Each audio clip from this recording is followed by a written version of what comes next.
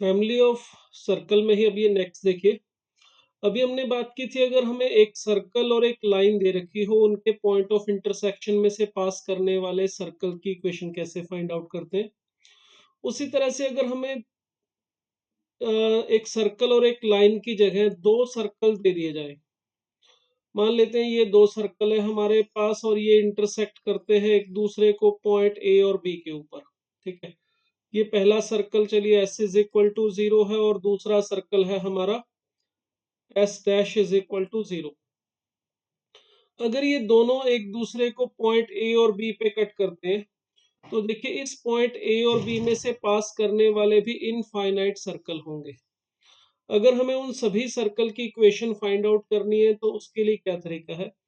तरीका कुछ नया नहीं है, वही पुराना हम मेथड यूज करेंगे, s plus lambda L is equal to 0।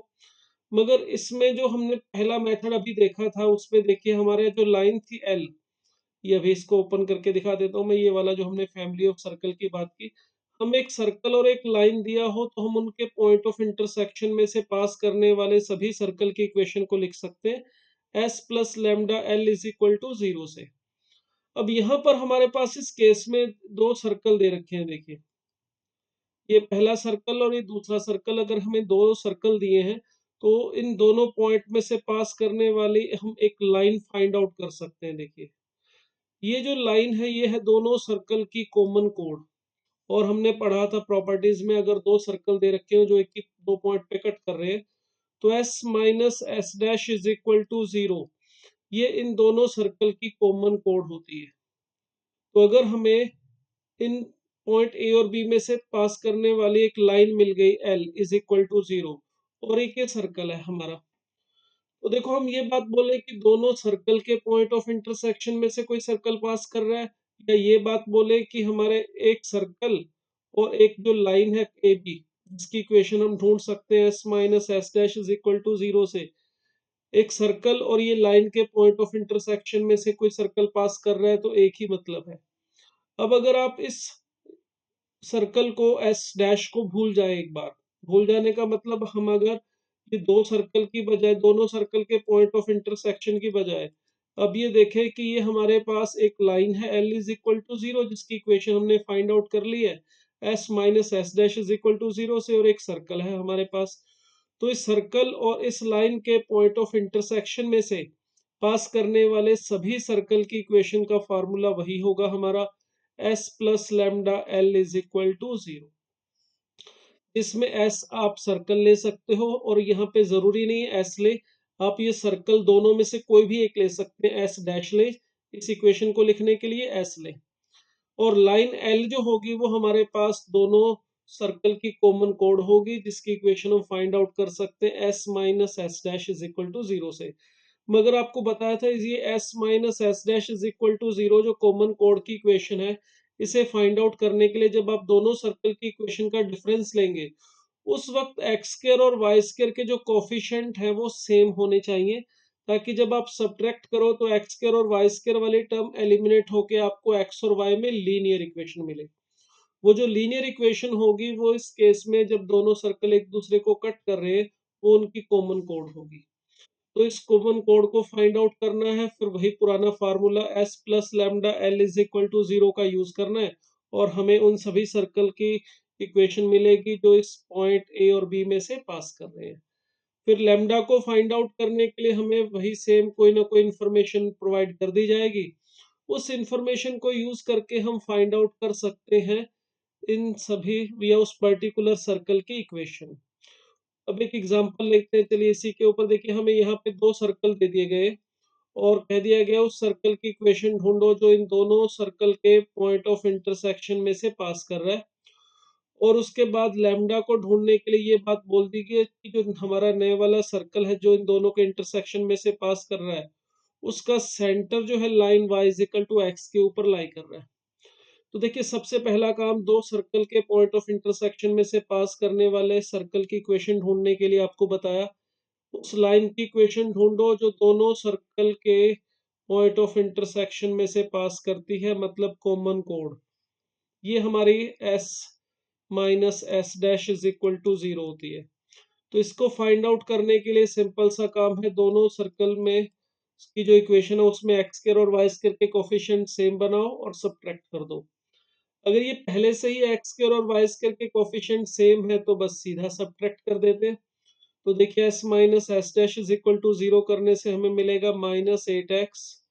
Plus 6y और प्लस 10 इज इक्वल टू 0, या जिसे लिख सकते हो 4x minus 3y minus 5 is equal to 0। तो देखिए हमें ये लाइन मिल गई है, इसको आप L इज इक्वल टू 0 कह सकते हो।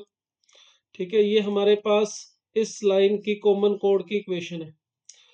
अब ये पॉइंट ए और बी जो हमारे पास है, जहां पे दोनों सर्कल एक दूसरे को कट कर रहे थे, वहीं पर ये लाइन है हमारी एल, वो इन दोनों सर्कल को कट करती है। तो अगर आपको इन ए और बी में से पास करने वाले किसी भी सर्कल की इक्वेशन लिखनी है, वो सर्कल जो इस पॉइंट ए और बी में से पास करता है, इन सभी सर्कल की इक्वेशन का फॉर्मूला है हमारे पास S plus lambda L is equal to 0, जिसमें s जो है वो आप दोनों में से कोई भी सर्कल ले लो, चाहो तो s dash plus lambda L is equal to 0 लिखो या s प्लस लैम्डा एल, कोई फर्क नहीं पड़ता, एक सर्कल लेना है। चलिए फर्स्ट वाला ले लेते हैं। तो s plus lambda L is equal to 0 apply करने के लिए मैंने फर्स्ट सर्कल ले लिया, x square plus y square minus 6x plus 2y plus 4 और plus lambda 4x minus 3y minus 5 is equal to 0, ये मिल गया। अब देखिए हमें यहाँ पे लैम्डा ढूंढने के लिए जो कंडीशन दे रखी है वो दे रखी है कि इस सर्कल का ये जो सेंटर है सी, वो इस line y is equal to x के ऊपर लाई कर रहा है। ये मान लेते हैं लाइन है y is equal to x. तो हमारे जो रिक्वायर्ड सर्कल है उसका सेंटर हमें दे रखा है कि y is equal to x line के ऊपर लाई कर रहा है। तो ये कंडीशन है जो हमें लैम्डा को फाइंड आउट करने में हेल्प करेगी। चलिए इस सर्कल का सेंटर ढूंढने के लिए मैं इसको फिर स्टैंडर्ड फॉर्म में लिख लूँ, तो x square plus y square plus 2 into 2 lambda minus 3, मैंने एक्स वाली टर्म इकट्ठी कर ली और साथ के साथ वाई वाली टर्म भी इकट्ठी कर लेते हैं। तो देखिए हमें मिल जाएगा यहाँ पे 2 minus 3 lambda y and 4 minus 5 lambda, ये कांस्टेंट टर्म, बिल्कुल वही सेम सर्कल और लाइन मिल गई जो हमने लास्ट एग्जांपल किया था उसमें। तो देखिए सेंटर के कोऑर्डिनेट हम फाइंड आउट करेंगे, तो एक्स और वाई के कोफिशिएंट का हाफ करो और माइनस कर दो, -1 से मल्टीप्लाई कर दो, तो ये आ जाएगा हमारा 3 माइनस 2 लैम्डा और ये आ जाएगा हमारा 3 लैम्डा माइनस 2/2। अब बस अपने को ये दिया है कि ये वाला जो सेंटर है वो line y is equal to x के ऊपर लाई कर रहा है, तो सीधी सी बात है ये पॉइंट इस line y is equal to x की जो इक्वेशन है उसे सेटिस्फाई करेगा। तो इस लाइन की इक्वेशन में y की जगह पर मैं रख देता हूँ, देखिए 3 लैम्डा माइनस 2/2 और x की जगह रख देता हूँ 3 माइनस 2 लैम्डा, और क्रॉस मल्टीप्लाई करके अगर हम लैम्डा को फाइंड आउट करने की कोशिश करें, चलिए नेक्स्ट पेज पे लिख लेते हैं इसको। 3 लैम्डा माइनस 2/2 ये y था, और x जो था हमारे पास वो था 3 माइनस 2 लैम्डा, यहाँ पे 2 था नीचे। तो लैम्डा को फाइंड आउट करने के लिए देखिए क्रॉस मल्टीप्लाई करो, तो 3 lambda minus 2 is equal to 6 minus 4 lambda. तो लैम्डा वाली टर्म एक तरफ कर लेते हैं, कांस्टेंट एक तरफ, तो मिल जाएगा 7 lambda is equal to 8, that is lambda is equal to 8/7। तो ये देखिए ये आ गई है वैल्यू हमारी लैम्डा की, हमारे आर्बिट्री कांस्टेंट की। मतलब इस पर्टिकुलर जो हमें सर्कल की इक्वेशन फाइंड आउट करनी थी उसके लिए लैम्डा हमें मिल गया है। अब लैम्डा मिलने के बाद आपको बस ये s plus lambda L is equal to 0 में इस लैम्डा की वैल्यू रखना है और सिंप्लीफाई करके इस सर्कल की इक्वेशन को फाइंड आउट कर लेना है। तो इस तरह से हम फाइंड आउट कर सकते हैं अगर हमें दो सर्कल के पॉइंट ऑफ इंटरसेक्शन में से पास करने वाले किसी पर्टिकुलर सर्कल की इक्वेशन ढूंढने के लिए कहा जाए। सिंपल सा प्रोसेस है, पहले दोनों सर्कल की इक्वेशन से उनकी कॉमन कोड फाइंड आउट कर लो, वो होगी हमारी line L is equal to 0, और पिछले वाला जो तरीका था उसका यूज करो, इन दोनों सर्कल का पॉइंट ऑफ इंटरसेक्शन वही होगा जो इस लाइन का और इन दोनों सर्कल में से किसी एक का पॉइंट ऑफ इंटरसेक्शन है। तो उस उन सभी सर्कल जो उन ए और बी पॉइंट में से इन लाइन और सर्कल के इंटरसेक्शन में से बोलो या दोनों सर्कल के इंटरसेक्शन में से बोलो, उन दोनों पॉइंट ए और बी में से पास करने वाले सभी सर्कल की इक्वेशन लिखो, S plus lambda L is equal to 0। और फिर लैम्डा को फाइंड आउट करने के लिए जो भी कंडीशन वहां आपको दे रखी हो उसे यूज करके लैम्डा फाइंड आउट करो, आंसर मिल जाएगा।